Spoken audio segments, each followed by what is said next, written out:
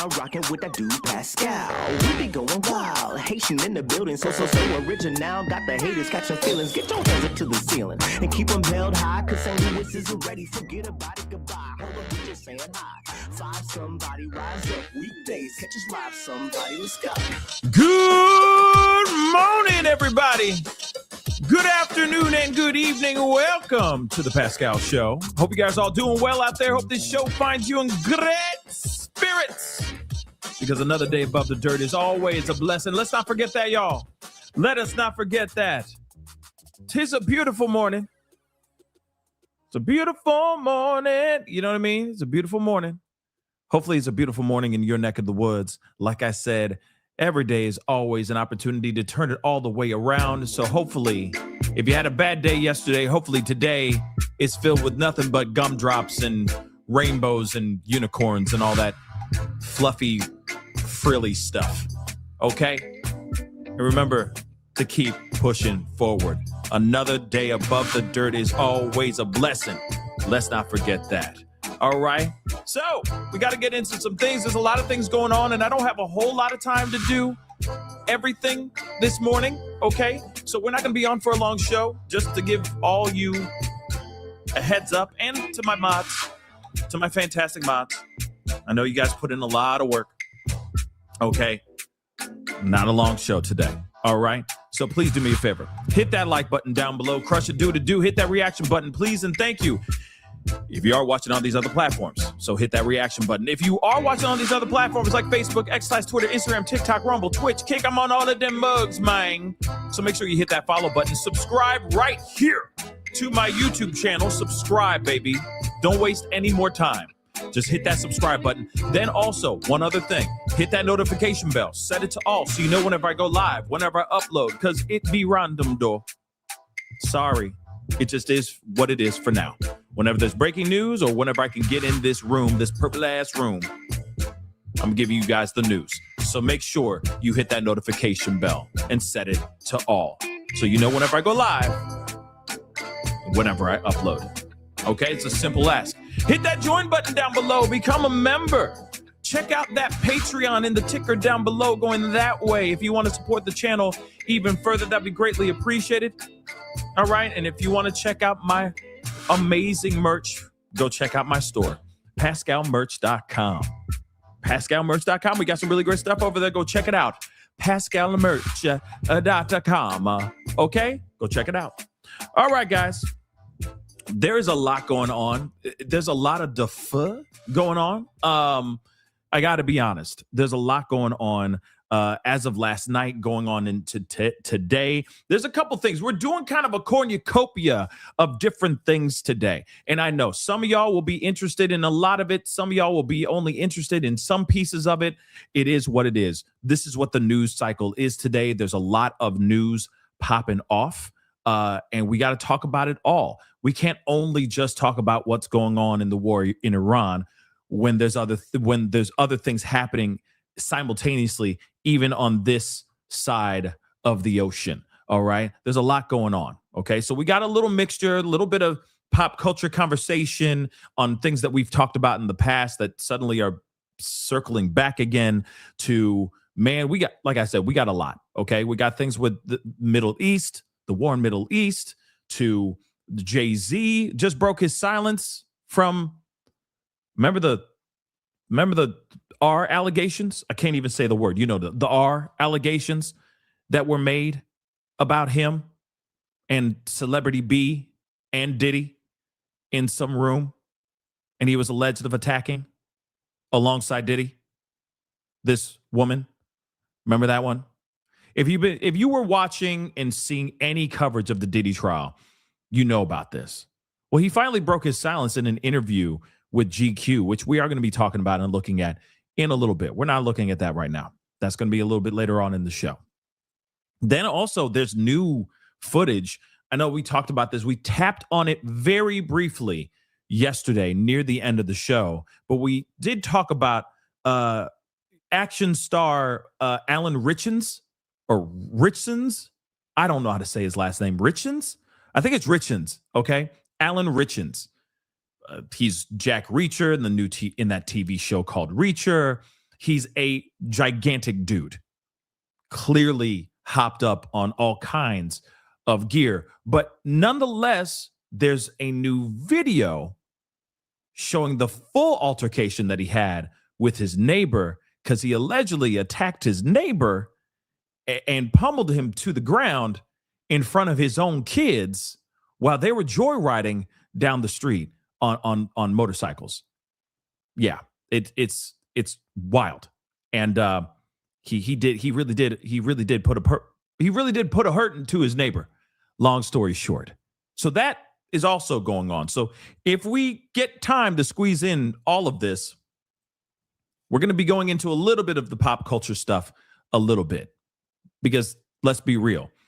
They are now saying that Allen was in the right for what he did. That's what people are saying in the streets, that he had every right to pummel this guy. But it's a crime if it's not in his right, if that makes any sense. We're going to talk about that. We're going to talk about that in a second. It is pretty insane, that video. And this is why I say don't do drugs. Even the gear. Don't waste your time with the gear. Don't waste your time with the gear. Just don't do it. It makes you very angry. Yeah, sure, you look good naked. Sure. But it gets you very angry. And it makes you do some crazy things. Okay? But I digress. We're going to talk about that in a little bit. We're going to talk about that in a little while. We have got to talk about this main thing. Now, here's the thing. Here's the ting do. Yesterday, we saw a lot of things transpiring. A lot. In regards to what's going on in the Middle East. There's been a lot of question on, are we in talks with Iran to stop the violence, to bring peace in the Middle East, which is hilarious nowadays. There's no such thing as peace in the Middle East, but you get what I'm saying. That maybe we're going to stop striking each other, or, Iran is going to stop striking Israel and other allies in the area, in the Middle East area. Are we going to stop? Are we and Israel, or Trump actually and Israel, are they going to stop striking Iran in retaliation for the strikes that are being sent over to Israel and other places like Lebanon and all that as well? I mean, obviously, there's been a lot of questions as of late. Has there not? We heard yesterday Trump say, we're in great talks. We're no longer in arguments and fighting. I'm giving them 5 days and everything will be fine. Because they had a very constructive and very good, positive conversation on peace between U.S., Israel, and Iran. But then Iran came back and said, oh, wait, what? Oh, he funny. Oh, he real funny. No, we never had that conversation. The hell you talking about? The fuck? We ain't never had that conversation, baby. Where is he? Why would he say any of these things when that never happened?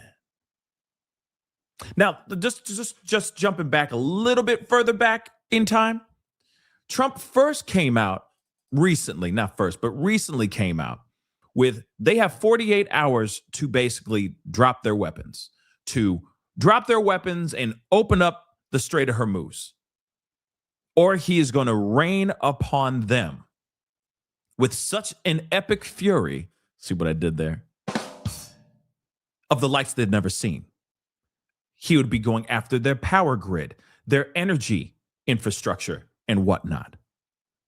Then within the 48 hours, that 48-hour timeline that he gave, within this deadly, grave, and grisly ultimatum that he put out, he suddenly pulls that out and said, nope, we're not doing that anymore. We're going to give him until the 5 days. We got 5 more days. I want to add 5 days. Because we're having great conversations with Iran to make this thing stop. Interesting, right? Iran says that Trump is not telling the truth, and that is all one big fat ass fugazi. Now, the question still remains, are they telling the truth or no? Because last I checked, late last night, this happened. U.S. Israel targets energy infrastructure in Iran. Now, hold up. Does that make sense to you? We're having great talks. Making huge deals, huge deals. No more going after their power grids or their infrastructure, their energy infrastructure, yet they are. Someone please make that make sense. It wasn't like Israel decided to go all Joe Pesci on Iran. And you know, the U.S. is back there just chilling, going,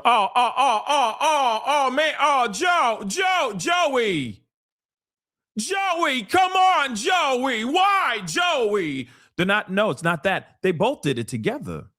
It says U.S. and Israeli offensive targets energy infrastructure in Iran.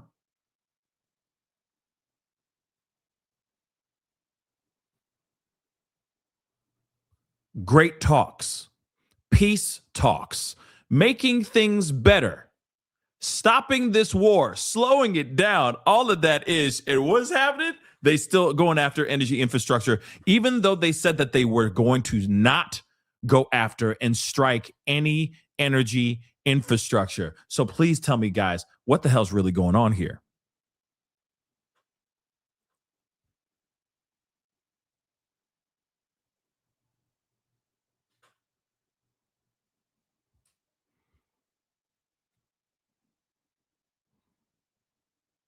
No, put that in your bee in your put that bee in your bonnet and let it simmer.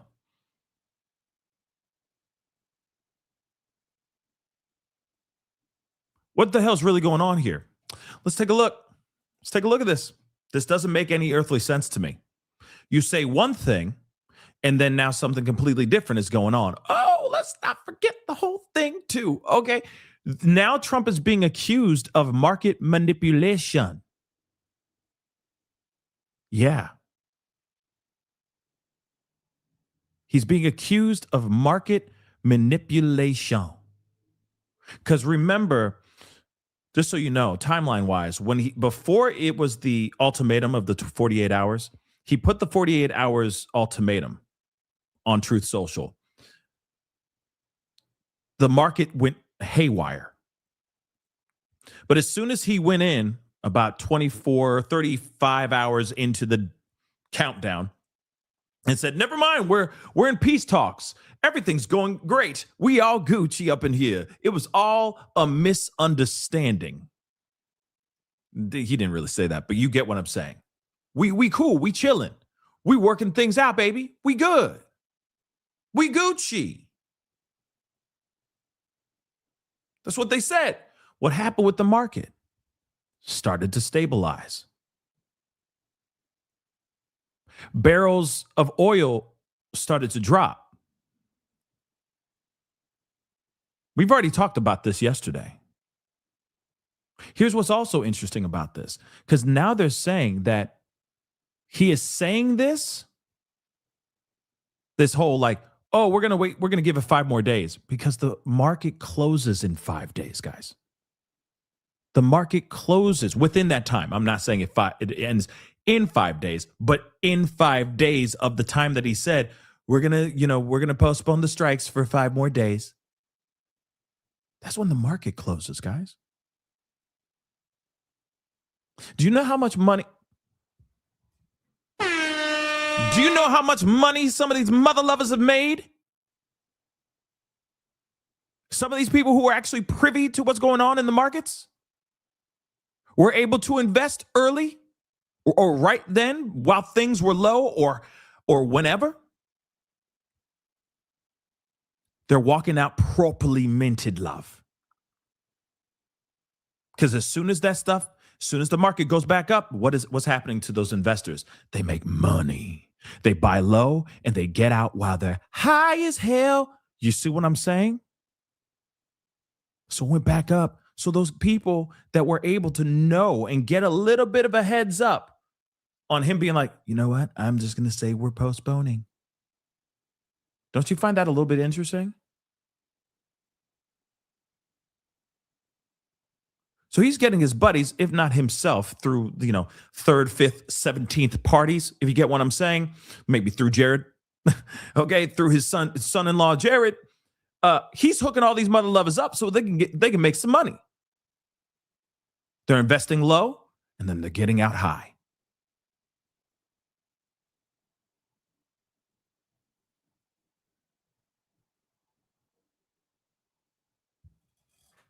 Oh, Caroline, sweet Caroline, it is very foul.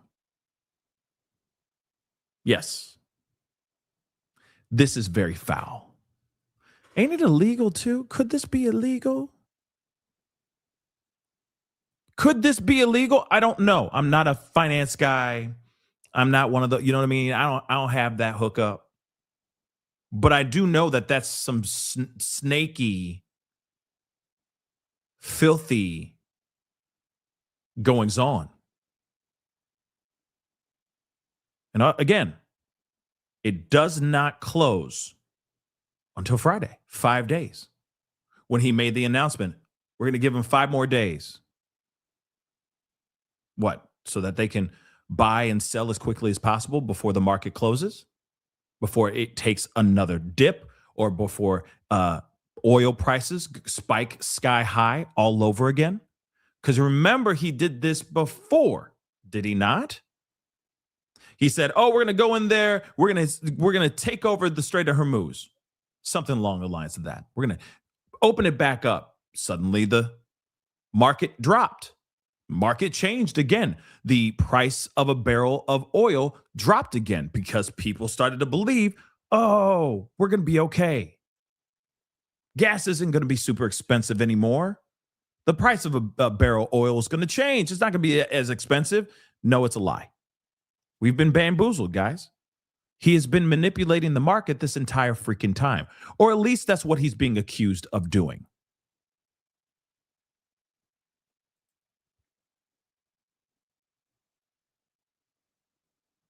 So now he's saying 5 more days and we're doing great talks with Iran. But Iran's saying, no, we're not having those conversations. We don't know what planet he is on and who they're talking to because it hasn't happened here. Interesting, right? So now they're still striking. They are still striking. So U.S.-Israeli strikes Monday reportedly targeted energy-related facilities in Iran's province and southwestern city. I'm not going to say these cities. I'm going to destroy them, okay? But this is what Iranian media has reported. So a natural gas administration building and a gas pressure reduction station were hit, causing damage to parts of the facilities and nearby homes. This is what a local news agency reported. So a natural gas line belonging to a power plant was targeted. Officials in Karashar, I can't say it. I'm sorry, guys. Karamshar. I'm destroying that name. I apologize. Said that one missile hit an area outside a natural gas pipeline station and that there were no casualties, which is good. But what about that pipeline, right? While no information was given about power outages in that particular area, it was reported that power supply continued uninterrupted in this particular city thanks to ongoing efforts. President Trump announced Saturday that he would obliterate Iran's power plants if Tehran did not fully reopen the Strait of Hormuz in commercial shipping within 48 hours. Now, here's the thing. From what I understand, they still have the Strait of Hormuz still locked up. It's locked up, guys. Nothing's changed. But he said that they were trying to work on peace talks, and that they were going to give them 5 days before they went after any power grids or any energy infrastructure. And guess what happened? They started doing that last night. They started striking these particular areas. What for, though? Why would you do that? You understand how ridiculous that is, right? And how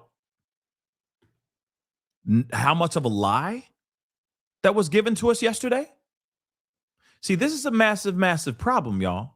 I don't think anybody sees, if we're not fully watching every single move and every word, listening to every word that's coming out of Trump's mouth and the administration's mouth, things are going to get slipped through the cracks. If we're not keeping this administration accountable, they're going to get away with a lot of stuff. And they've already been trying to do that for a while, trying to get away with a lot of stuff, and they're still doing it now. This does not make any sense. You say that you're working things out. You say that this is you're in peace talks, that you're not going to go after these power grids and these energy infrastructure of Iran, and yet you still do. What's going on here? Truly, what's going on here? Is that just for the market, just to appease the dollar signs, and so that your rich buddies continue to get richer? Or is that true, that you are really putting together peace talks with the people that are running Iran right now as we speak? If it's a regime or if it's some random guy right now, who are you talking to? Who are you truly talking to? Quit with the funk, quit faking the funk, and tell us what's really going on. Because right now, if you are still attacking these pipelines, the energy infrastructure, you're not harming the regime. You're harming the people of Iran. And the people of Iran just want to be liberated. Am I right? So why destroy their means of life, their way of life? Why hurt the people while they're already getting hurt enough? Strikes were carried out by Israel and the United States on a gas pipeline and distribution station in Iran. Damage to infrastructure and nearby buildings has been reported, but no injuries occurred. Meanwhile, the US claims Iran has placed mines in the Strait of Hormuz, including Limpet mines and Marham 3 and Marham 7. Well, here's the thing. If they were already placing mines in the Strait of Hormuz, by the way, they've already been doing that. You see what I'm saying? They've already been doing the mines in the Strait of Hormuz. So why are you acting all brand new now, going, oh my God, they're putting mines in the Strait of Hormuz now? You've already known, mother lover. You've already known. So why are you suddenly going, oh, well, we're going to keep bombing? You just said yesterday. In fact, when this went down, this happened last night, all of this stuff. So you told us earlier in the day, way early in the morning, that peace talks were in the works. You were having very productive conversations with leaders of Iran. And then later on the night, you do this. Make it make sense, y'all. Make it make sense. Designed to detect or evade ships. However, Iran says it controls the strait fully and does not require mining, stressing that security is ensured using existing capabilities. Ain't nothing changing anytime soon. Trump had postponed strikes on Iran's energy infrastructure for 5 days, citing ongoing constructive talks, which Iran denies are taking place. Let's listen into what the spokesman for Iran's Central Military Command had to say.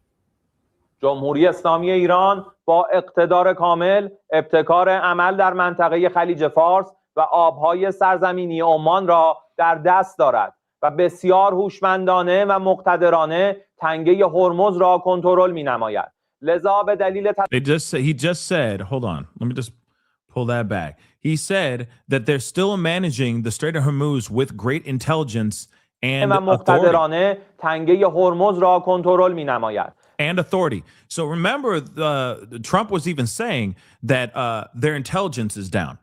Remember, he's been saying that for a while, that radars, etc., technology is down. All this stuff is screwed but and that Iran is screwed. But he's still saying something else. Now, here, let me say this too.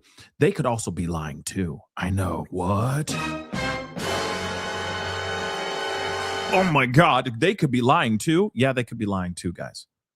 They could be lying all crazy. True, the Strait of Hormuz is locked down. Okay, ain't nothing going in, ain't nothing going out, unless they say you're good, pass through. Other than that, it's locked down. So that's true. But as far as them saying, their intelligence and the authority and all that is still up and good, that could be a lie. But you also got to remember, in the very beginning of this whole storyline, Russia was also providing help to the Iranian regime. They were providing intelligence to Iran. What are the chances of them still providing Iran intelligence? Remember, they hold the keys right now. Iran holds the keys to the barrels of oil and all that for the likes of China and Russia. So when they say Iran's intelligence may be down, what about their allies?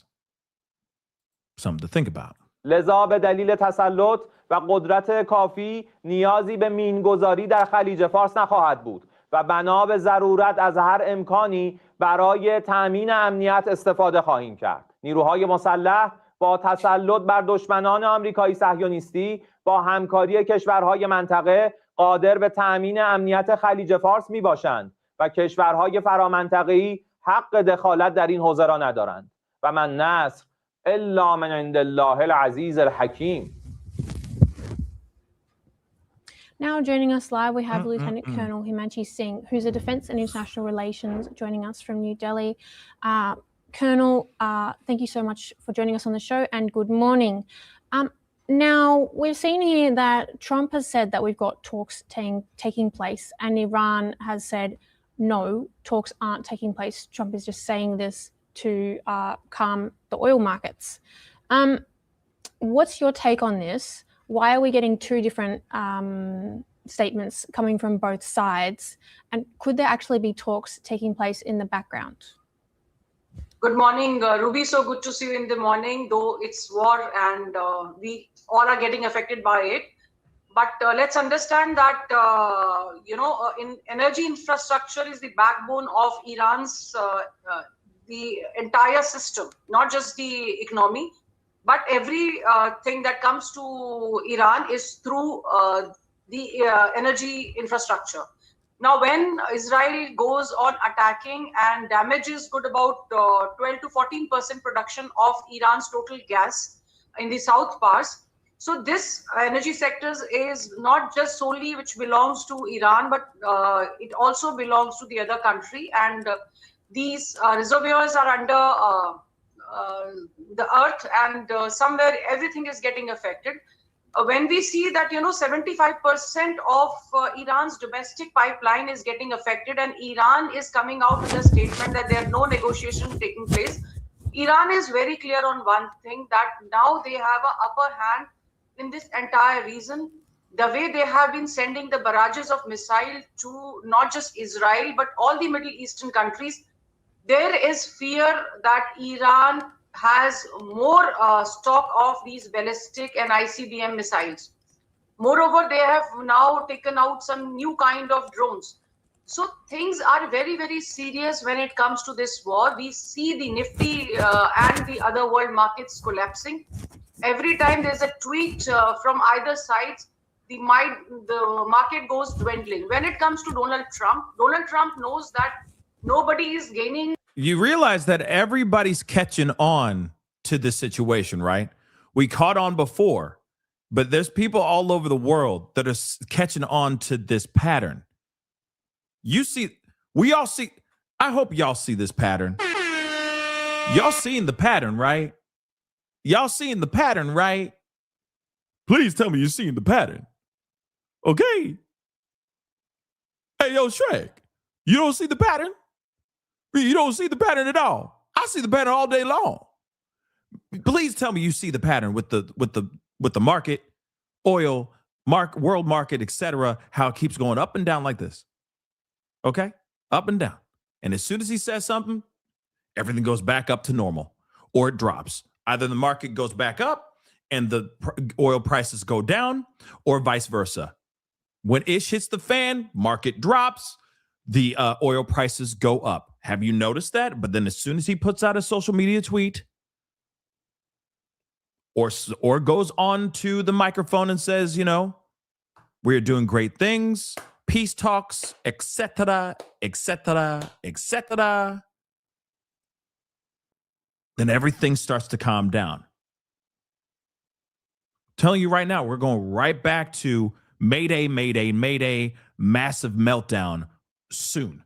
Because when the world hears about these attacks that are still ongoing, and now that Trump and Israel are actually attacking power infrastructures in Iran, you don't think that that's going to make the market go haywire all freaking over again?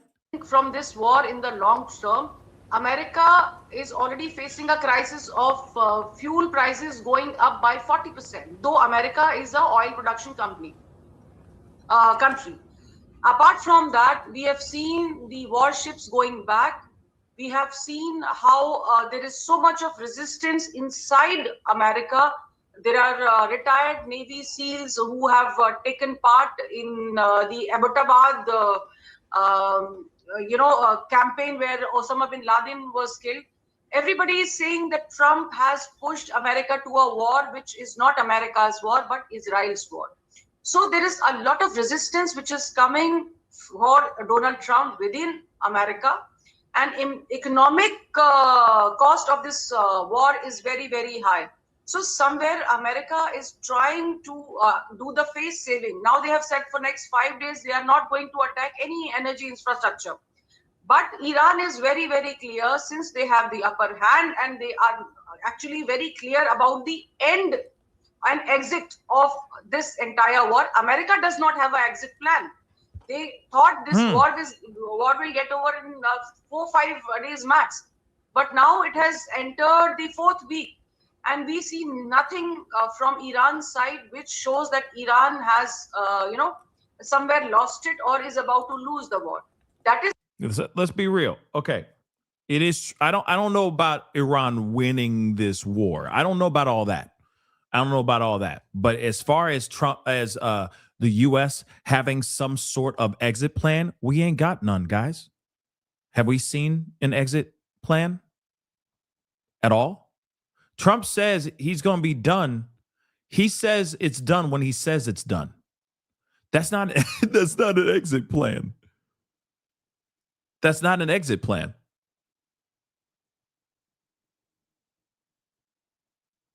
You know, it kind of sounds like something that's an abuser would say to the abused.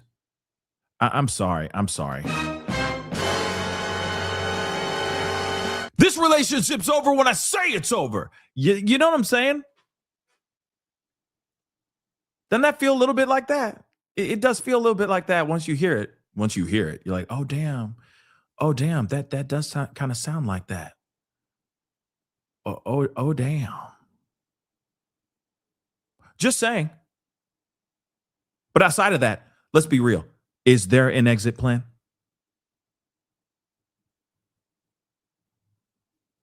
You know what bothers me? And I know we're going back to what I just said again, but you know what really bothers me is that he says that they're in talks. Like that's what got me. They're in talks of peace, and then this happens. Oh, let's not. I skipped a beat. I skipped a point. He says that they were in talks of peace. Iran goes, what talks? And then in the same day, less than 24 hours, they start hitting energy infrastructure that they said that they were not going to hit for 5 more days. Make that make sense. You see how ridiculous and asinine that is, right? Like I said, unless Israel is getting all Joe Pesci and they're just a wild wire that Trump cannot control, and they just gonna do what they do. And now Trump's like, oh man, but this is my boy. Like, yo, Joe Pesci, that's my boy. Yeah, I know Iran called Israel a clown. Like, I understand he misunderstood it, but that's my boy now. Now I got to go out into the desert and mother loving dig out holes for these bodies to hook up and help out my boy because this is my boy. Damn it. You know exactly what I'm talking about. Israel is basically Joe Pesci.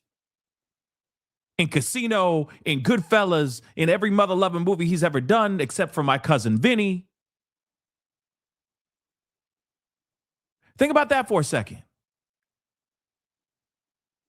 And America be like the Robert De Niro or who's the guy? Oh man, R.I.P. Rest his soul. The man who the main character in Goodfellas. What's his name? The actor's name? Damn it, I forgot his name. But you know exactly what I'm talking about. It's like damn. But that's my boy. I got to have his back. I got no other choice. That's my mother-loving boy. Ray Liotta. Fantastic movie. Come on. Casino, Goodfellas. Wow. Great freaking movies. But you know exactly what I'm talking about. It's that boy, his boy. He has no other choice but to have his back no matter what. Even when he's wrong, he's right. You understand what I'm saying? And he's like, oh, man. Oh, why did you have to kill him, man? He said I was a clown. It's like, shoot, go to therapy. Walk away, man. You could have just walked away, but now we got to bury the body. And now I'm an accomplice. Damn, that's literally what it is. America is the Robert De Niro, Ray Liotta of this situation, and Israel is mother-loving Joe Pesci. And we're like, damn. Now we got to scoop it up. We got to take the L with our boy. Damn. Didn't we agree that we were not about to drop bombs on any power infrastructure at all? Israel? What the hell? Well, he said I was a clown. What? Damn it. That's what's happening right now. That's what I feel. Israel is just a wild card. And there's nothing we can do about it. But Trump's trying to be like, oh, yeah, you know, we're working it out. Huge deals. Loving the vibes. Nothing but peaceful vibes over here. And then all of a sudden, they're dropping bombs on it. What the hell? Think about that for a second. Remember what happened just a few days ago? Didn't Israel drop bombs in an area that they weren't supposed to drop bombs on? And Trump was like, I told them not to do that. I told him don't do it. So he won't be doing that anymore. Yet they are. They're still doing it. Come on, guys. Come on. There needs to be a meme where they have Joe Pesci on top of somebody, you know, like that, you know that scene from Goodfellas. All right. He's on top of the dude, flag of Israel on Joe Pesci's face, and Robert De Niro or Ray Liotta. I don't remember what movie it was. Which one? I think it was Casino. Robert De Niro in the background in the flag of America, watching like, oh man, Pesci, what the hell? Just saying. Think about it. This is nuts. Because Israel knows that they got the big dog behind them. That's going to help swoop in and sweep up anything. You know those guys, you've seen these guys, like some of these streamers that you see online, the doing all those IRL streamings. They're going out to different areas and they got dudes that are way bigger than them for security.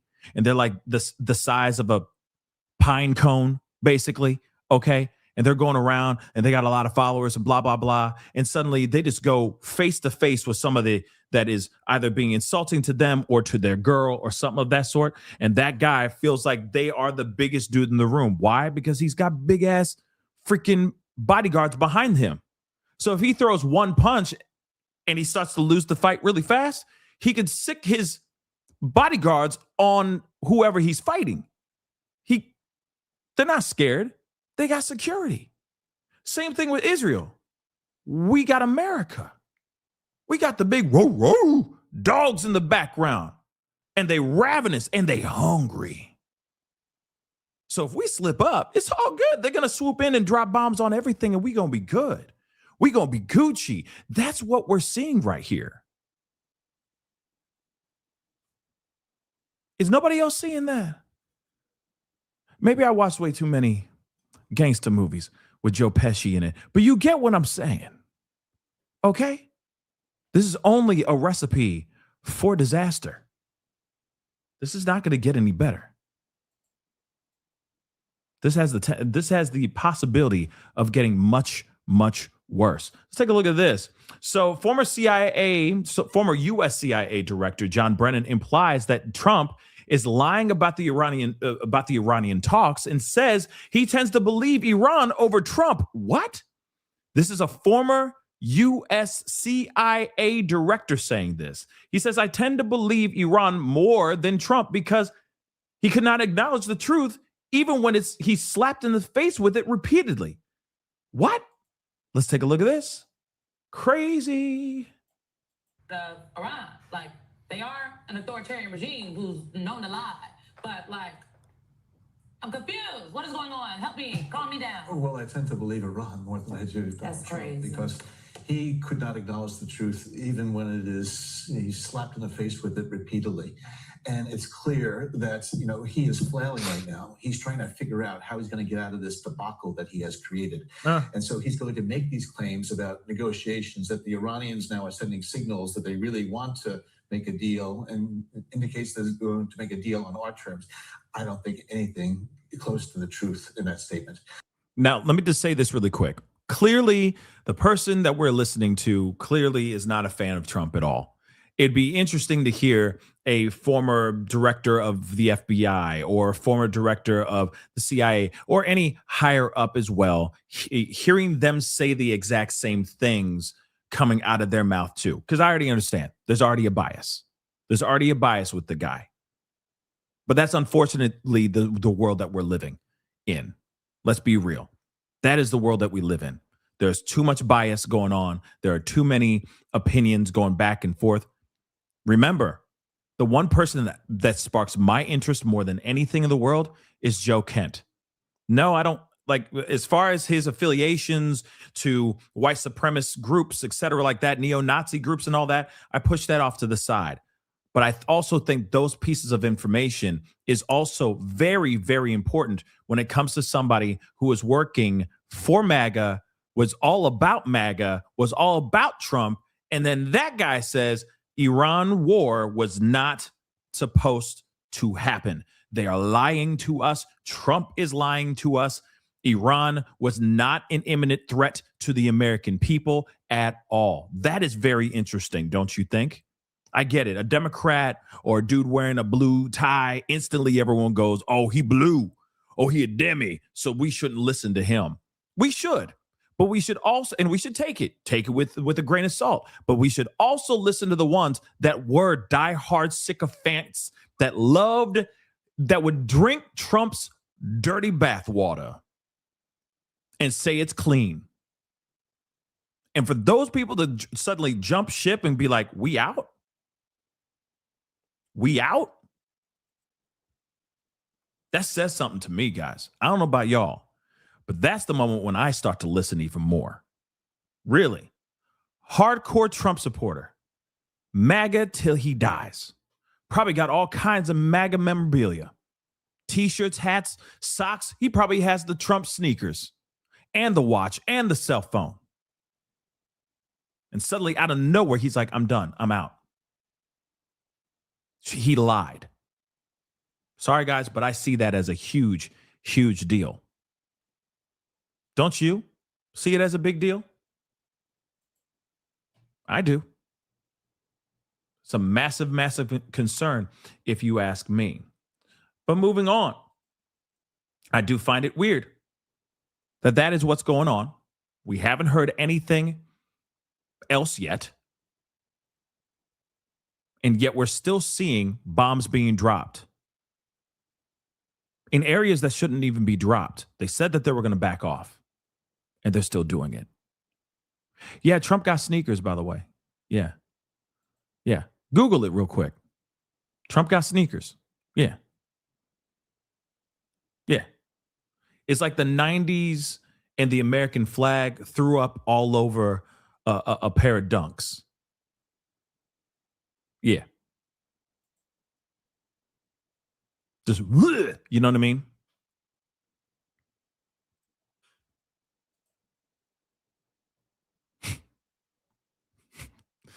He has a watch. He has a cell phone. He got sneakers. What else he got? He got a bunch of things, guys. He just puts his name on everything. Especially now, he's trying to make that money. He's getting richer while he's in office. It's wild. It's wild, but it's real. It's true. It's another conversation in itself. Okay? It's another conversation in itself. Now, real quick before we continue on, I should put in a poll. Is Israel Joe Pesci in this situation?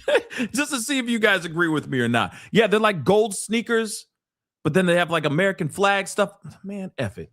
Let me just show you all the Trump sneakers. We'll take a little break from this crazy stuff. Let's just take, yeah, there it is. Splat out.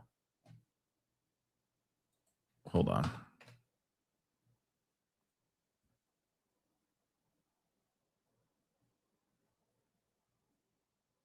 Trying to find one that's like a clean shot.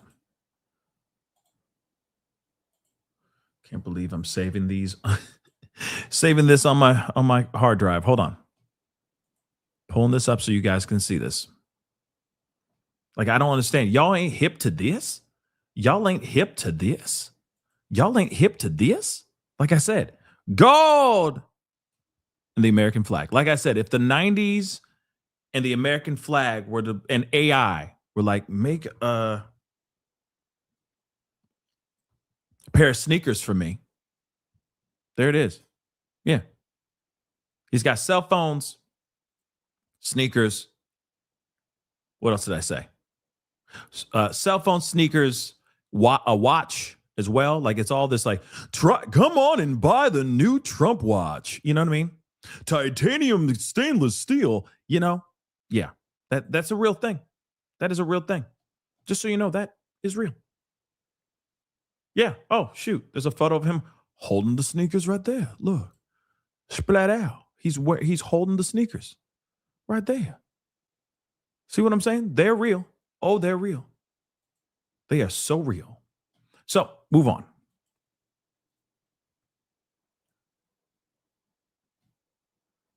Let's take a look at this. This is from John Bolton.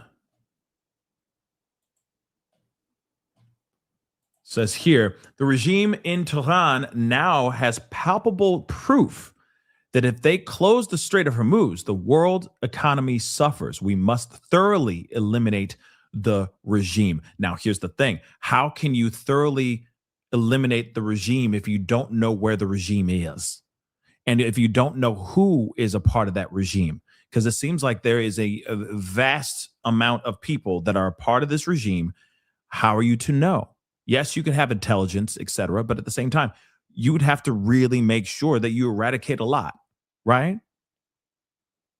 So let's take a look at what the walrus had to say. He looks like a walrus to me. I'm sorry, he just does. I think it's the mustache. He just reminds me of a human version of a walrus. Please forgive me. Joining us now is John Bolton. He was President Trump's national security advisor in his first term. He's also the former U.S. ambassador to the United Nations. Ambassador Bolton, thanks so much for joining us. As you know, Iran denies there's been any dialogue with the U.S., but what do you make of these talks between the two countries based on what President Trump is saying? Well, you know, both Qatar and Oman also deny that they're engaged in any mediation, so I'm not sure where the talks were. I think it's pretty clear, though, that the Asian markets overnight took a pretty big hit. The Nikkei average in Tokyo was down 3.5%. So was the Shanghai exchange average, down about 3.5%. So it's certainly convenient that there were productive talks going on so that our markets would come back up in terms of price of stocks and down the price of oil. I hope that's right. We'll find out soon enough.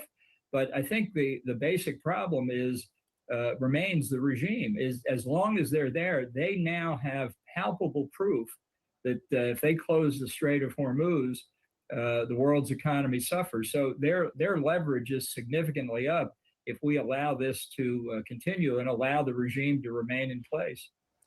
As you know, Iran has now threatened retaliation against power plants of U.S. allies and to keep the Strait of Hormuz closed indefinitely. That's what they're promising if the U.S. attacked Iran's own power plants. Do you suspect the Trump administration took those threats seriously?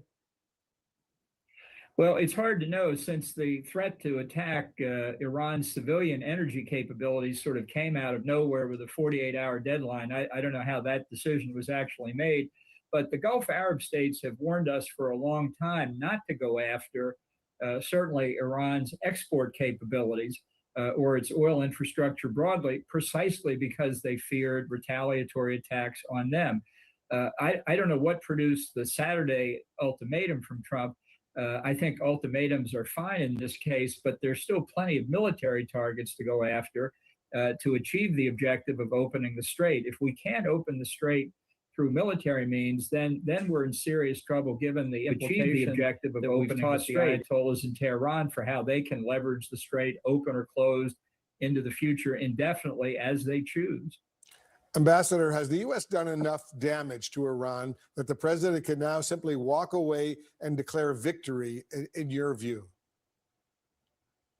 Certainly not as long as the Strait of Hormuz is closed, but I think what he's done so far, he started out as far back as January calling for regime change. If you leave a wounded beast in control in Tehran at this point, they will rebuild the nuclear capability. They will rebuild the terrorist infrastructure.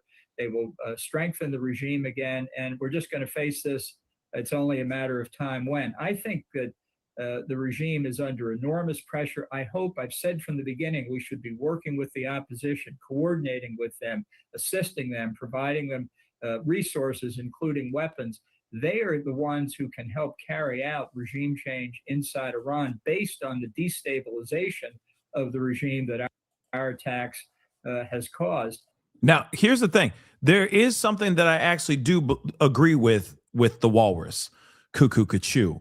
Let me just say this really quick. All right. I agree with John Bolton to a certain extent.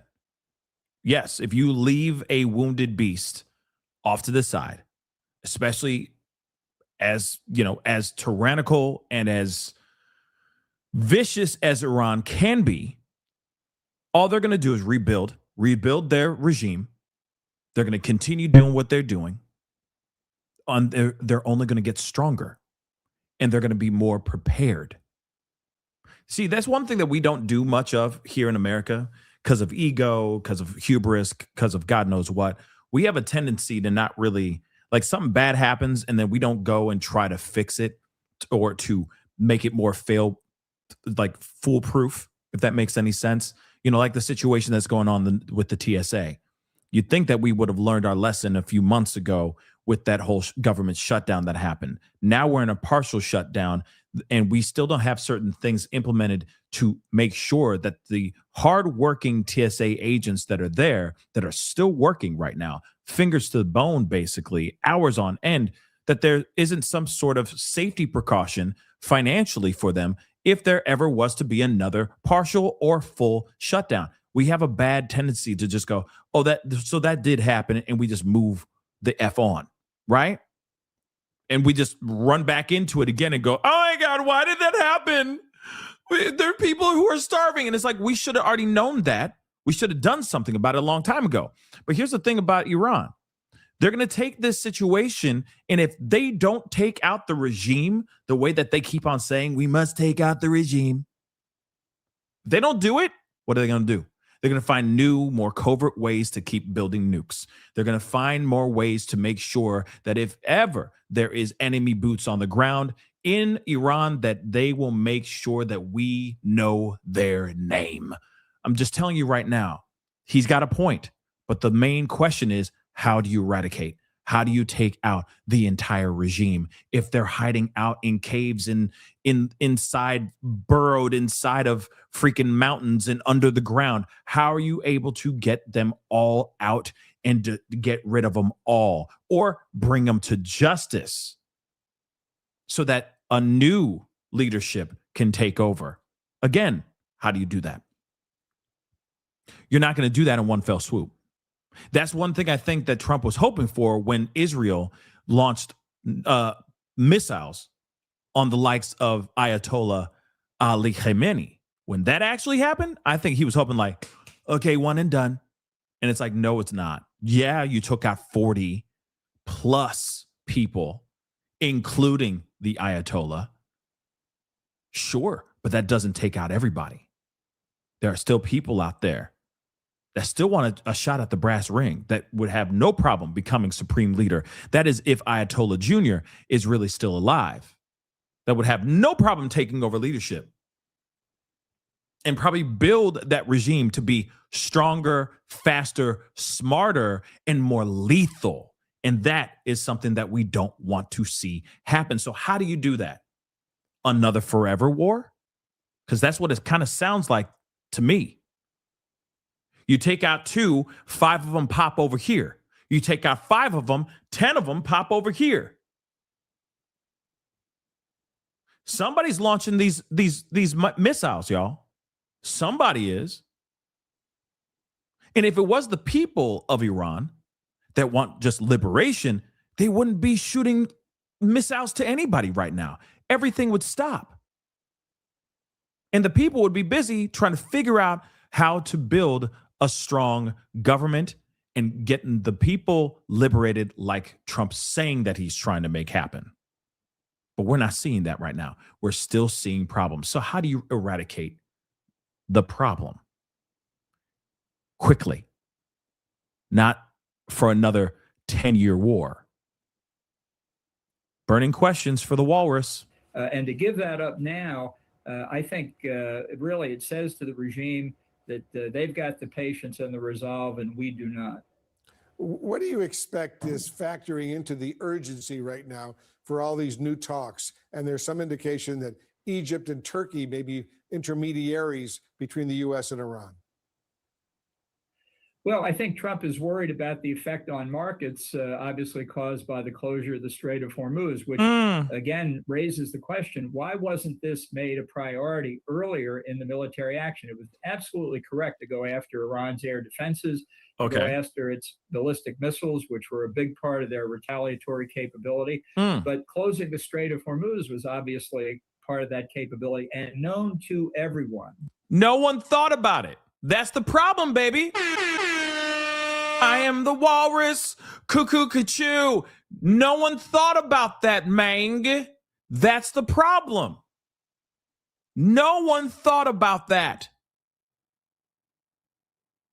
If they thought about that, we wouldn't be here right now. You know what? My thought is this.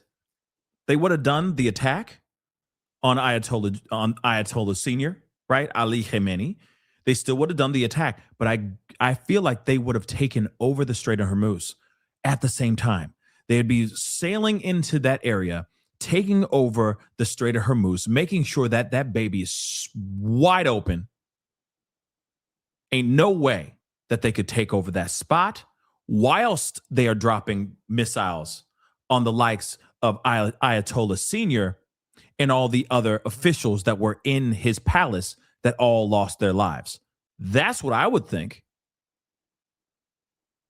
Cross every T, dot every lowercase J to really make sure that everything is stitched up, but they didn't think about that. I think that they thought, we're going to hit them and they're going to be so shook that there will be regime change and we will walk away triumphant. We will walk into the sunset with our heads held high. And once again, America is the ultimate ass kicker. But that didn't happen. Now we're in this mess. And now it's like, oh damn, we didn't know it was going to be like this. And now we're scrounging. Now we're scrapping. Now we're scrounging, trying to figure out some way to finish this. He even said Trump didn't think about the markets at that time, because now the markets are feeling this. And Trump does not want to look like the guy who just destroyed the world economy, not just America's economy, but the world's economy. He doesn't want to look like that. So what is he doing now? He's backtracking. He's moving things around. He's trying to speak in ways that the market will read in a way that can turn turn prices differently, to change the market in some sort of way. But is it doing enough? Gas prices are still high. Gas prices are still high. Barrels of oil still high. It ain't getting any better right now, guys. It just ain't. Known to everyone. So it should have been a priority earlier so that we might not be under this pressure now. Ambassador John Bolton, Yeah. So I don't think Trump was thinking about that. Look at what we did with Venezuela.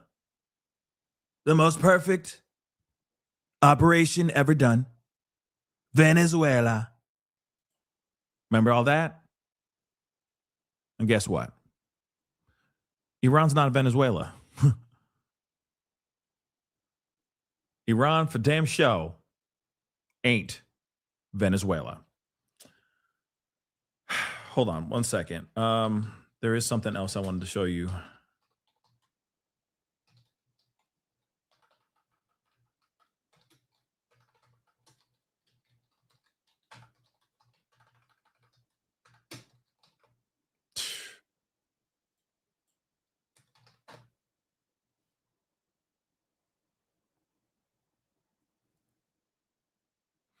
So there's a clip that people are really reacting to right now, where it seems like Trump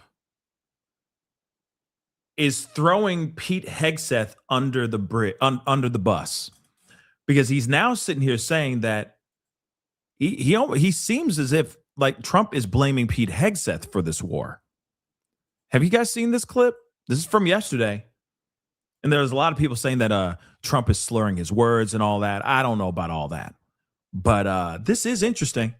And apparently the look on Pete Hegseth's face says a lot. Take a look. And then unfortunately I called Pete, I called General Kane, I called a lot of our great people. We have great people. And I said, let's talk. We got a problem in the Middle East. We have a country known as Iran that for 47 years has been just a purveyor of terror, and they're very close to having a nuclear weapon. We can keep going and get that 50,000 up to 55 and 60 is no end, or we can take a stop and make a little journey into the Middle East and eliminate a big problem. And Pete, I think you were the first one to speak up, and you said, let's do it, because you can't let them have a nuclear weapon. So we are now having really good discussions. They started last night, a little bit, the night before that. There's another video. I need to find the angle, because he's literally, Pete has a look on his face like, here it is. He is not having it. This might be a little tough to see. Hold on. One second. Let me see if I can find a better. There it is. Let's take a look at this. It's just a very short moment, but you see the look on his face. He ain't having it. He ain't having it. And there's Pam Bondi. Oh,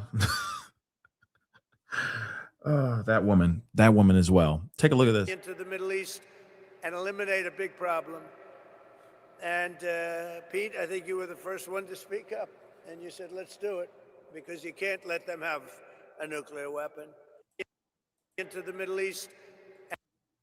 Oop. And Pete, I think you were the first one to speak up, and you said, let's do it, because you can't let them have a nuclear. Look at that face. Look at that face. Mm-hmm. Yep. Oh, you about to throw me under the bus. Okay, sir. Okay. So now it's me? Okay. Oh, okay. Thanks. Awesome. So now a lot of people reacting to that, basically saying, yo, he is now throwing Pete Hegseth under the bus, saying that it was his doing. It was his thought into bringing the war to the Iranian people, to the Iranian regime. Look at this. Pete, I think you were the first one to say, let's do it. Moment Trump suggests unpopular Iran war was his Secretary of War's idea. So this is an uncomfortable moment. Trump appeared to shift blame to Pete Hegseth. As the U.S. president suggested, his Secretary of War came up with the idea of striking Iran. Monday at a conference in Tennessee, he said, well, we already heard what he said. So turning to Hegseth, who was sitting to his right, he added, and Pete, I think you were the first one to speak up and say, and you said, let's do it, but you can't let them have a nuclear weapon. The defense secretary forced an awkward smile as the U.S. president continued discussing ongoing talks with Iran, claiming they had started last night. I think we're very good, or I think they're very good. They want peace too, or they want peace too. They've agreed they want to they will not have a nuclear weapon, et cetera, et cetera, et cetera. But we'll see. You have to get it done.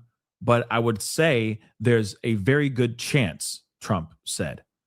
The U.S. president went on to add that Israel has, quote unquote, been a great partner in this fight. Joe Pesci. Moving on. Trump's comments come as the war, now in its fourth week, which we already know, is wreaking havoc across the region and causing economic chaos throughout the globe. The shutdown between the showdown between Trump and Iran over access to the Strait of Hormuz has entered a critical stage as experts warn the world economy is under major threat, and it continues to be under major threat. Why? Because they need that Strait of Hormuz. A good portion of oil and exports go through the Strait of Hormuz. So not being able to have that access is a massive, massive, massive problem. Now, something else that happened yesterday or last night, and it's still, I guess, still continuing right now.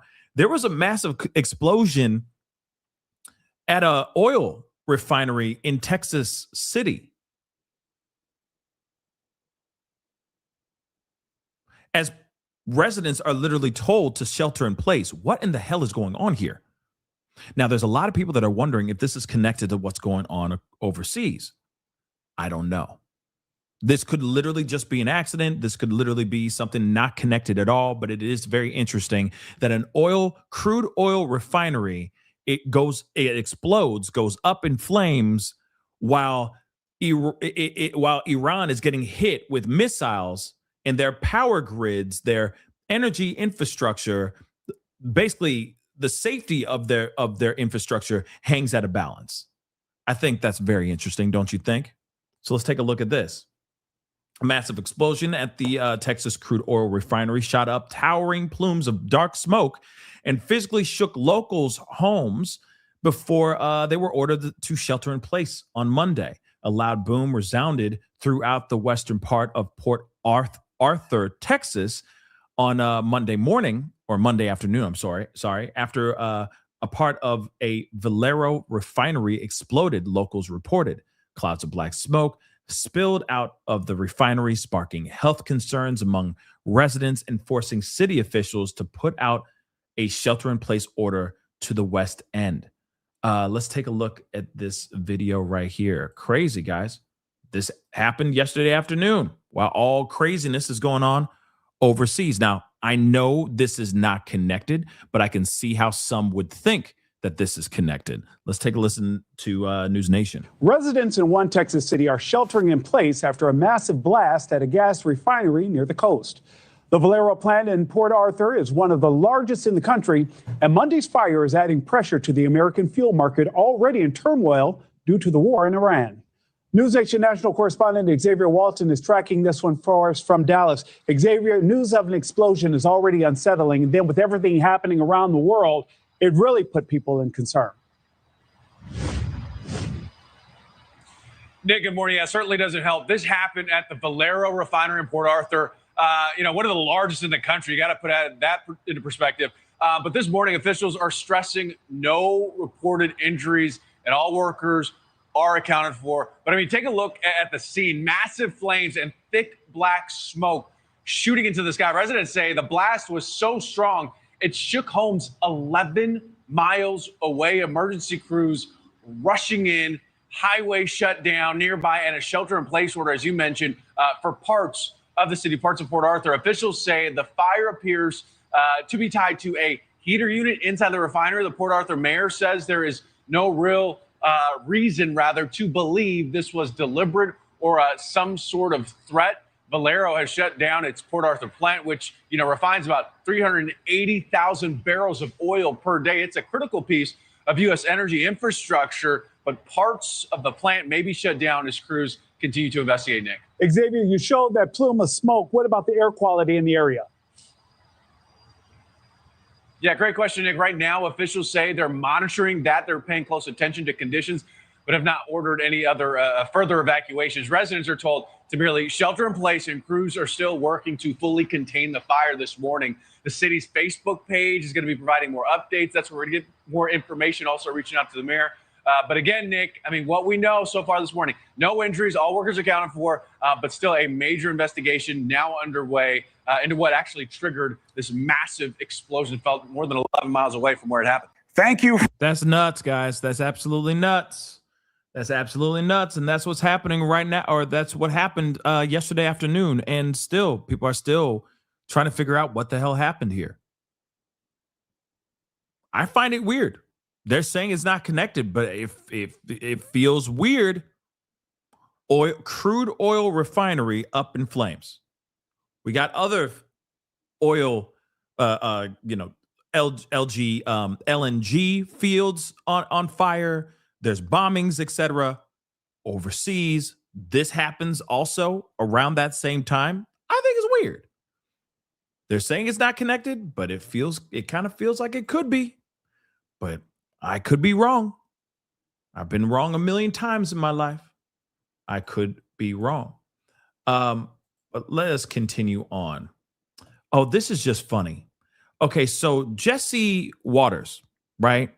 He apparently had some guy go out to spring breakers and interview a bunch of spring breakers, asking him if they know anything that's going on overseas with the war in the Middle East. And apparently he says, spring break goes wild and the students have no idea what's going on. The biggest issue in America is what bikini I'm wearing tomorrow.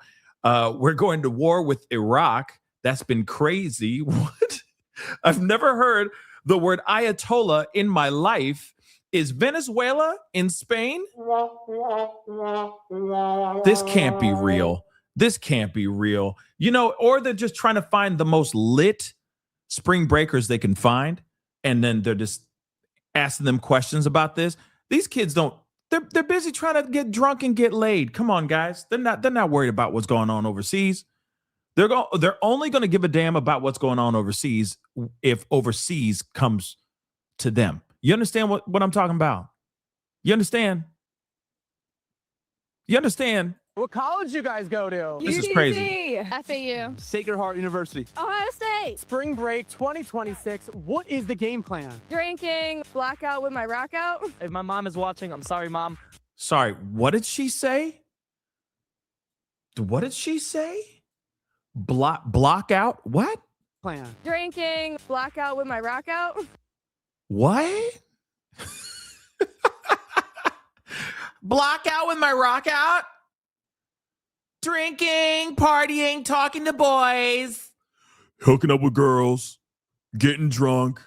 Not remembering what happened yesterday. Just getting completely straight wasted, man. Wow. Is it blackout with my rock out? I don't know what the hell. I don't know what the hell. Yeah. Oh, block out with my rock out. Now I get it. I didn't see that until y'all said she means snow. She means that white girl. She means that booger sugar.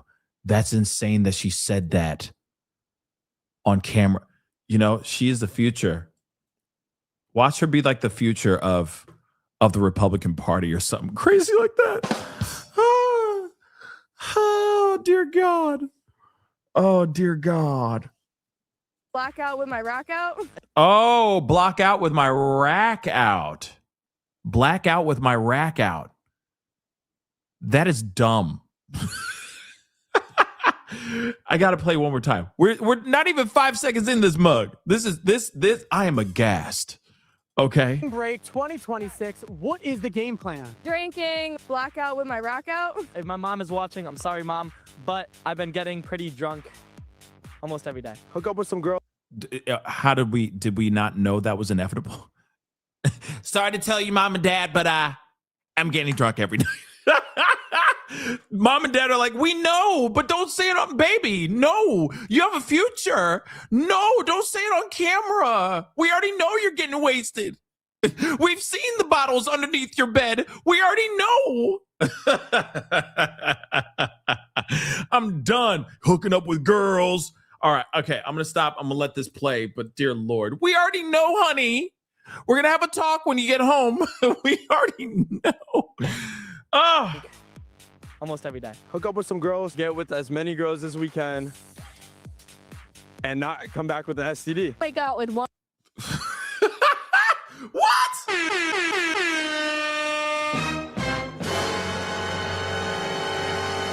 Why are they all saying the quiet part out loud? Okay. And I don't know. Duran wants their hairstyle back and their whole look back. Okay. I don't know what's going on with this dude. I don't know what's going on. But I thought the androgynous look was a thing of the past. Okay, moving on. I'm sorry. I'm done. He's a human being too. He's a person. He has feelings. Okay. He's just worried about if he's going to catch something like you know what I'm saying? Okay, moving on. And not come back with an STD. Wake out with one person each night. That's it. So how many guys have you made out with this week? I've been here for about 10 days. So 10. What were their names? I don't remember. Name one. Name me one. Name me one. What is the craziest thing you've seen at spring break? Not that crazy. I've seen people do like cocaine off of boobs. I saw a girl like black out on the street. That was pretty exciting. Sunday mimosa drag races. You see that guy take his pants off in the middle of the club? There's a lot of famous people down here. Have you seen Johnny Belisario? What?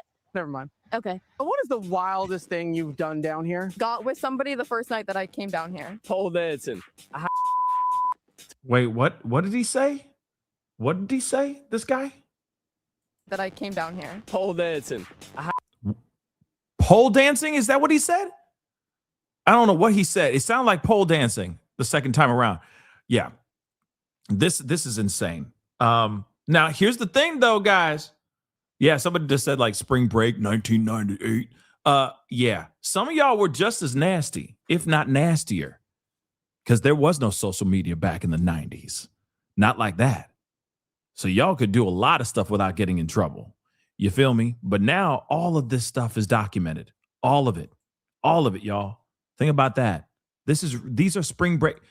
They don't care about anything except getting wasted and getting laid, guys. They're not worried about what's going on in politics and what's going on in the world. Come on, let's keep it a bean. 2 days ago, stripping naked, getting into the water. You gotta say. What'd you do? You went something crazy. On the strip? Honestly. All right, on the strip? No, we had this. Okay, that wasn't public, but yeah, okay. Then Have mercy. What issue facing America is the most important to you? What bikini I'm gonna wear next?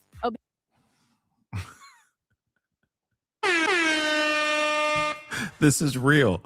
Now I wish I was somewhere where they were spring breaking so I can interview some people, because I would have so much fun with this. Oh my God. I would have too much fun. Oh my God. This is insane. This is what the kids are thinking. Wow. Well, I guess we were all young at one point. We were all young, dumb, and full of Obesity is terrible. Ice. Not personally. I'm legal. Getting a tan on the beach. That's the most important thing in my life right now. I'm thinking about Starbucks, to be honest.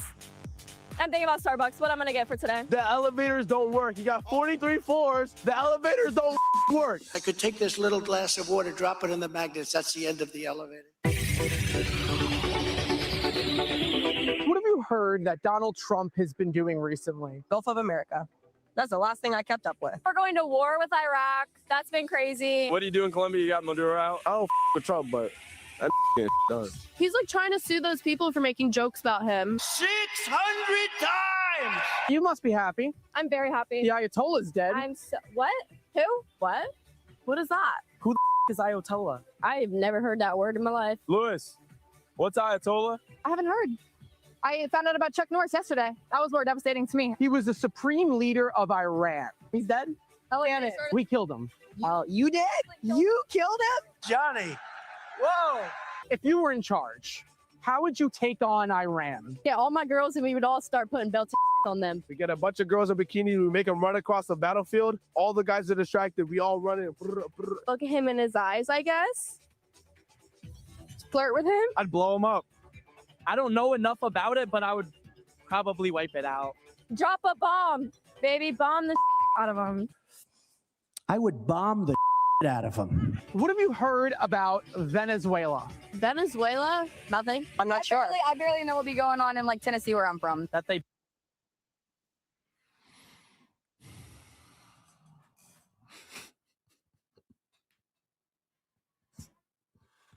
I appreciate Fox News more than ever right now. This is real. This is real. This is real, y'all. This ain't fake. This is mother loving real, man. Beat us in the World Baseball Classic. Have you heard anything else? No. Nothing. I have heard nothing about Venezuela. You know, honestly, I don't know and I don't care. Where is Venezuela? I don't know. I'm drunk. I don't know. Venezuela? Isn't that in Spain? Does she really just try to put the accent on it? And then she said, isn't it in Spain?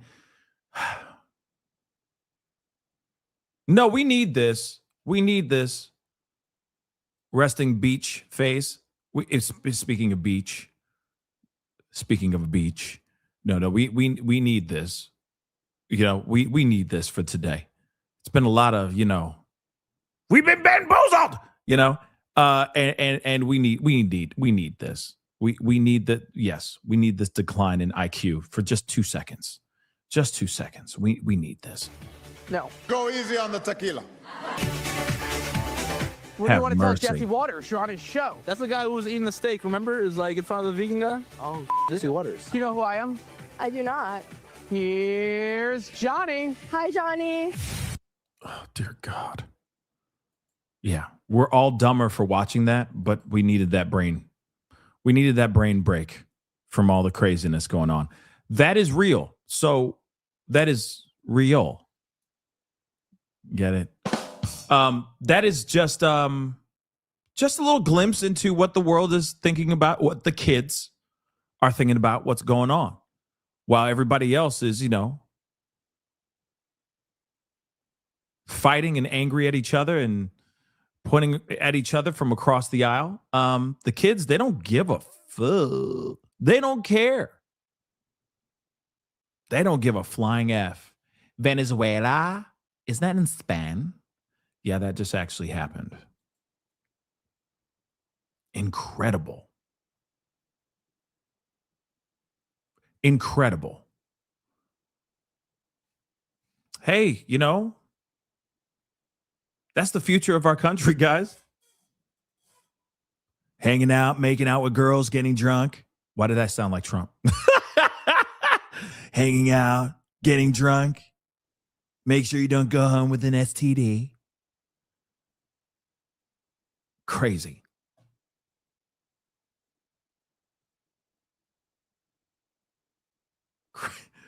Crazy. So here's the thing. One second. We have got to talk about what's going on with these with the TSA. All right. There is a lot going on. People are reacting to ICE agents in various areas. So we got to take a look at some of this. Okay. Agents have now arrived at Philadelphia International amid the slowdowns and backups for travelers because of the ongoing partial government shutdown. President Donald Trump sent in the agents to help out as lines have grown longer as TSA workers. Can I say something really quick? Sorry, real quick before we look at this, and I'm going to be wrapping up the show here very soon. Okay. But let me just say this. Okay. For a fact, they probably interviewed a bunch of other people, a bunch of other spring breakers. You got to remember, they didn't just go to it wasn't 100% all of those kids are dumb and focused on just getting laid and getting hammered for the whole spring break. Okay. And if that's your MO, if that's your goal, fine, do you have fun. That's what spring break is all about. I'm not knocking that, but I guarantee you they probably had a couple of those people that they did ask questions to. And I'm sure that they had some good questions to ask or some good, answers to the questions, but they're like, no, we're here to show how dumb and how self-centered the youths are right now. So we can't show those. So, for a fact, there was guys that were there that were just being responsible. I'm sure. Not responsible about being drunk, but I mean, that know what the hell's going on in the world. I'm sure some of them are like, I'm a poli-sci major and this is what I think. And they're like, well, we can't use that. We need dumb, drunk kids. Where are the dumb, drunk kids? You see what I'm saying? I don't think every single person that's on that beach was just dumb. No. So they picked the best ones. Real talk. And if they were lit still, even better. Yeah, the Utes. I said Utes. Good job, Jeff. Good on you. Good on you. You know exactly what Joe Pesci. See, that was a callback. That's what they say in comedy, they call that a callback. Okay? So yeah, that was a callback to Joe Pesci jokes earlier. See what I'm saying? The Utes. Okay? The two Utes. So again, before we go ham on these on the Utes, I'm sure they talk to a lot of intelligent people. I'm sure of it. But then they just cut those out. I would hope that they did. How about that? You know what I'm saying? As soon as they said, well, if you really want to know what I think, the political climate, they're like, nope, we can't use you. I'm sorry. Wait, sorry. No, we can't use you. You are too smart. How about have a few shots of tequila over there and come back and let's hear what your off the cuff reaction to everything is after you're absolutely wasted. If not, can you point me to the direction of some really drunk, preferably girls in bikinis? Because we need that for the clip. Yeah? Okay. That's exactly what happened. But I'm sure it wasn't that hard to find all of those people talking the way that they did. Continue to go without pay. Action News reporter Brianna Gallagher joins us live at PHL with an update. How's it looking out there, Brianna? What are people saying? Yes, good morning, Alicia and Tam. ICE agents have been here at PHL. We have seen them all morning, but for the most part, they've been hanging back and assisting travelers as needed. This morning at Philadelphia International Airport, ICE agents are on the ground. I heard they were in Newark last night and that they were supposed to be here today. Again, uncertain of what they're actually doing. I've seen them talking to the Philadelphia police. Officers mostly keeping their distance. Standing around, don't seem doing a whole lot of anything. Follow the signs for touchless pre-check. In response to the long lines and delays due to the partial government shutdown, President Donald Trump has sent hundreds of ICE agents to 14 airports. Philadelphia is one of them. If it helps move things along, I'm all for it. I think it's totally unnecessary. It's my opinion. I just think it kind of makes you a little nervous just seeing them around, to me. ICE agents will be paid due to money from the so-called One Big Beautiful Bill Act. And this is despite the funding fight in Washington revolving around how ICE operates. TSA agents have been working for more than a month now without a paycheck. I think it's disappointing that we're paying for ICE agents to stand next to a door when we're not paying for TSA agents to pay their rent. A union rep with TSA says it's getting worse by the day. More than 400 have quit and thousands have called out across the country. And it's only going to get worse. And you got ICE showing up, but ICE really isn't doing anything to help speed the process up. And that's why they're supposed to be there, but they're not. Many in order to work second jobs or because they cannot afford necessities like transportation or childcare while going unpaid. Now, despite ICE agents wearing masks during immigration enforcement raids, President Trump does not want them doing so at airports. They've been very nice. Then you notice those guys, the ICE agents that are getting caught on film, they're not happy about their faces being seen. Let's be real. They want to get, they want to be able to, hide in plain sight and continue doing what they have been doing. And you guys already know how I feel about how ICE has been as of late. Okay. It's not been good. It's not been good. But real quick, Ride, the 450 now, okay, have quit since the shutdown so far. 450 TSA. Yeah, I know you meant TSA. Thank you so much, Ride. I wanted to grab that before, because that's relevant to what we're talking about here. So thank you so much for that. But again, they don't want to be caught on film. They don't want their faces on camera, but it's being seen. They are on camera, whether they like it or not. Now, real quick, okay, this is a little bit of another left turn, but I want to share it with y'all anyway, because this is absolutely crazy. And it's, it's the first time we are hearing Jay-Z talk about anything in regards to the the R lawsuit that he faced that claimed that he and Diddy, basically both essayed this particular woman. Remember the girl that was standing outside? She snuck out of her parents' home, went down to the VMAs. She ran into Diddy's chauffeur. Diddy was like, "Oh, he'll like you. He likes your kind, your type. Come back here when it's over, and I'll take you to the after party." She jumps into a car. The chauffeur takes her to this big white house with a big U driveway in the front. She goes in, she runs into the likes of the band Good Charlotte. She has, she strikes up conversations with them. She takes a few drinks of a drink. She starts feeling funny. She starts looking for a room to lay down in. She finds a room, lays down, and then all of a sudden out of nowhere, Diddy comes in and he's like, "Oh, now you're ready to party," that kind of thing, right? He goes in, he starts to, attack her, for lack of a better term. And then suddenly out of nowhere, Jay-Z and another celebrity, a female celebrity they only called that Celebrity B, shows up, and Celebrity B stands in the corner watching Jay-Z and Diddy viciously attack this Jane Doe. Now, remember, there was a full interview that was done by the Jane Doe. We also found out that she had, I think she was autistic, but then she also had some brain damage in the past. It's been, like I said, just crazy, crazy stuff. Jay-Z went scorched earth. He was angry as hell about this and saying that, "Hey, this whole thing is a bold-faced lie. You guys are lying. I will be, I'm not, you will not get one red penny from me. I will come out vindicated."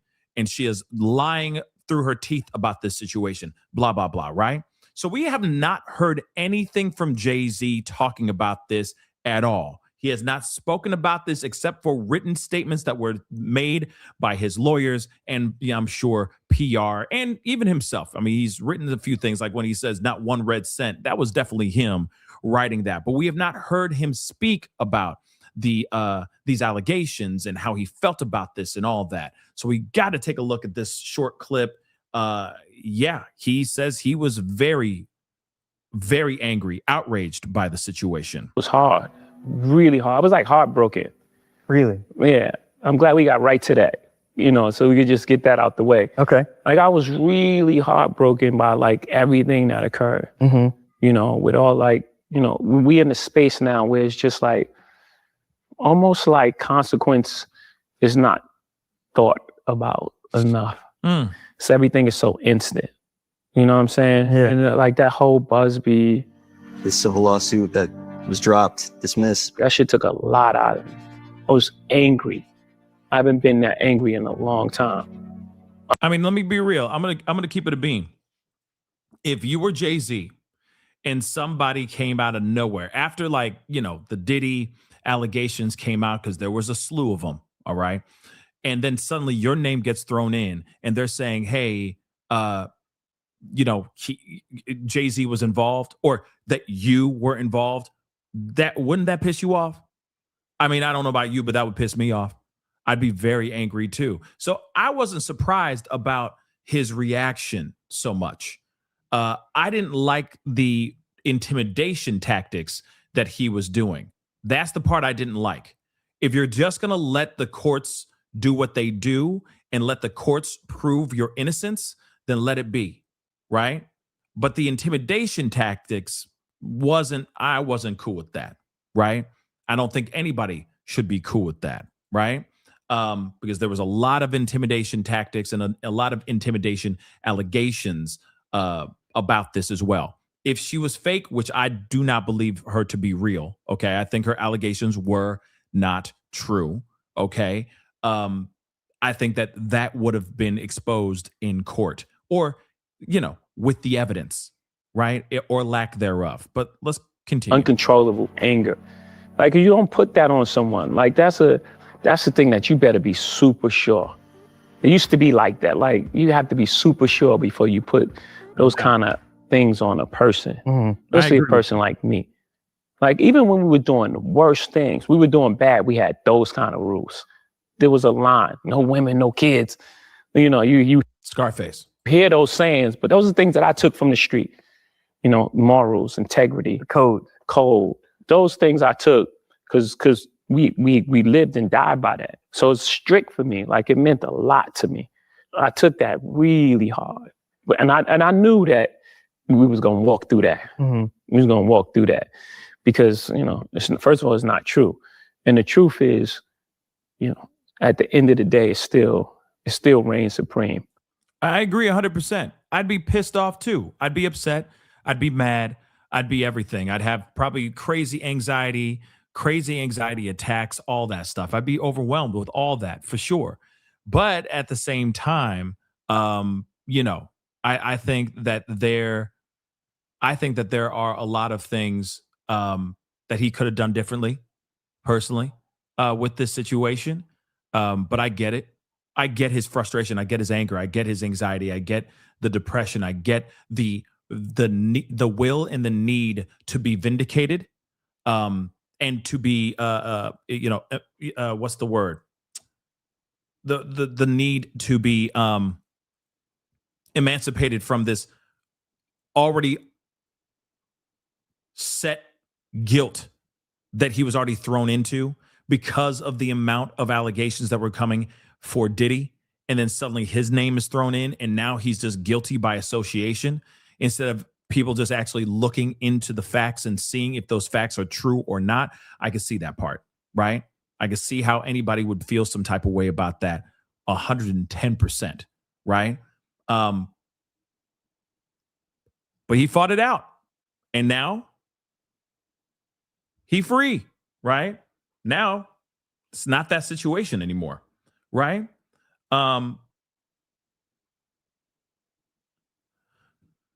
So again, I think it's very interesting. Let's hear the last piece of it. When you're feeling these feelings, how do you then bounce back and get back to being Jay-Z?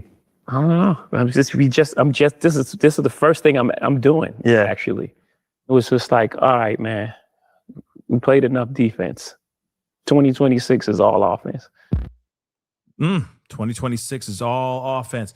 Again, I get his frustration. I get him being mad. I get him trying to protect his name.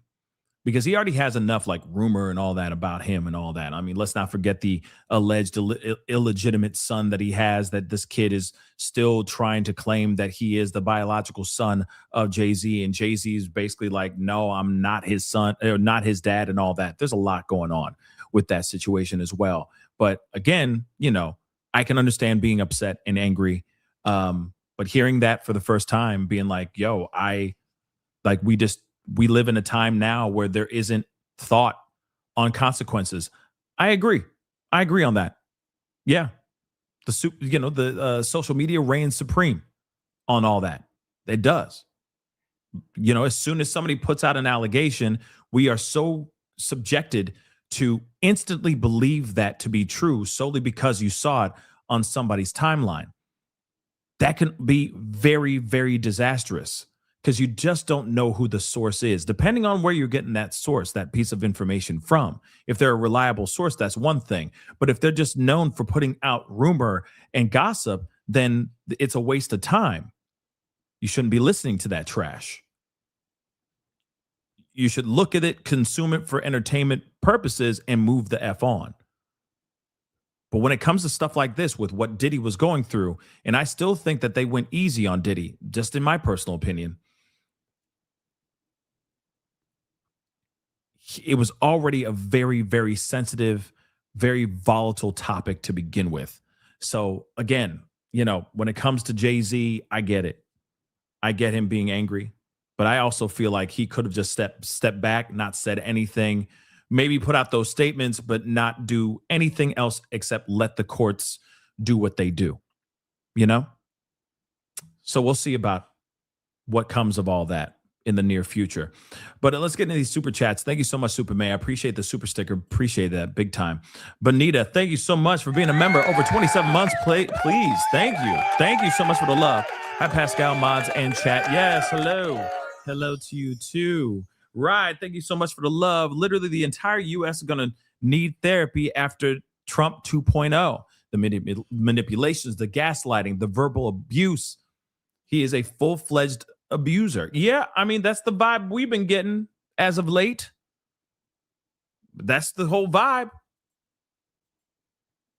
We're hearing so many things that are not true, and that's the biggest problem.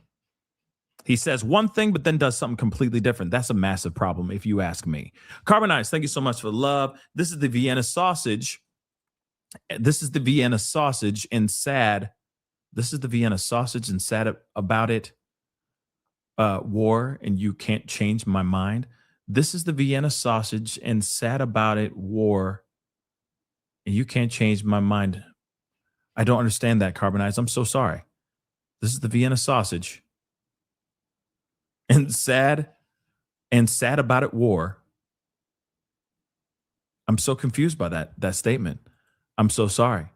I'm so sorry, Carbonize. Rich Buddy, thank you so much for becoming a member. And just like Rich Buddy, please hit that join button down below. Become a member, please, and thank you.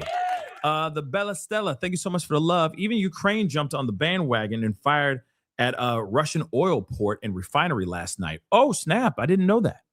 Russia replied with 400 drones today. Yep. I didn't know that was going on.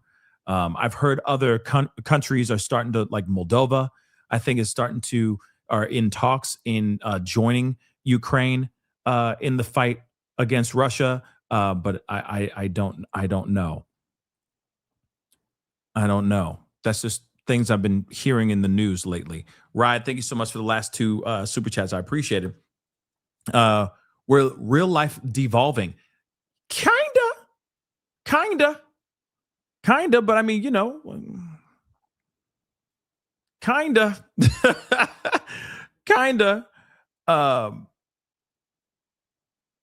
Oh, Glitter, I see what you're saying. I can see it now. I get it now. Vienna sausage. Okay, I see what you're saying. Now I get it about his lack of. I get it, you know, down there. Weed whacker. Anyway, Ryan, thank you so much for the love. I literally have more trust in Pascal than the entire administration. Real talk. Keep doing what you do. Much love. Pascal 2028. Aw, thanks. Me, politics? Nah. We good on that. We good. But I appreciate you saying that. Thank you so very much. That really means the world to me. Guys, unfortunately, I got to wrap up the show. I got to run off. I'm getting interviewed. I am getting interviewed.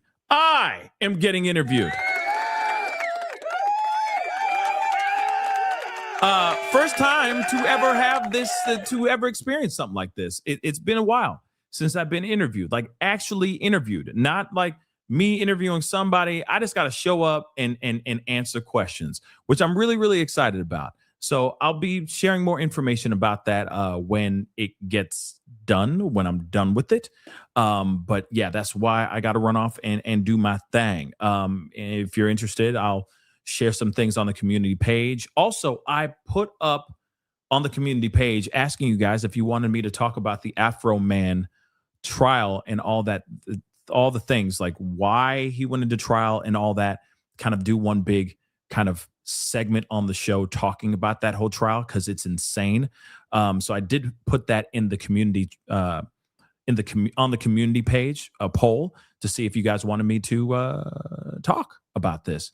Yes, I'll be letting you guys know where and when you can see it. I mean, obviously, I'm not live. It's going to be me going to a place, sitting down with them, and then doing the interview. So once I get more information about when it airs, I'll let you guys know about it all.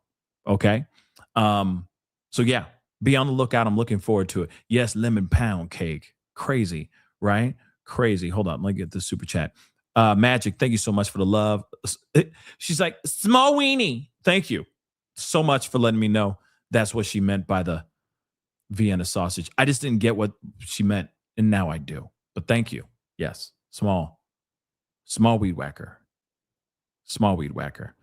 Anyway, that is the show. I appreciate all y'all for being here. Thank you so much for being here. It really means a lot. Please do me a favor before we head out. Do me a solid, hit that like button down below, crush it, do it a do, hit that reaction button if you're watching on these other platforms. If you are watching on these other platforms, make sure you hit that follow button, follow, subscribe here on my YouTube channel, please and thank you.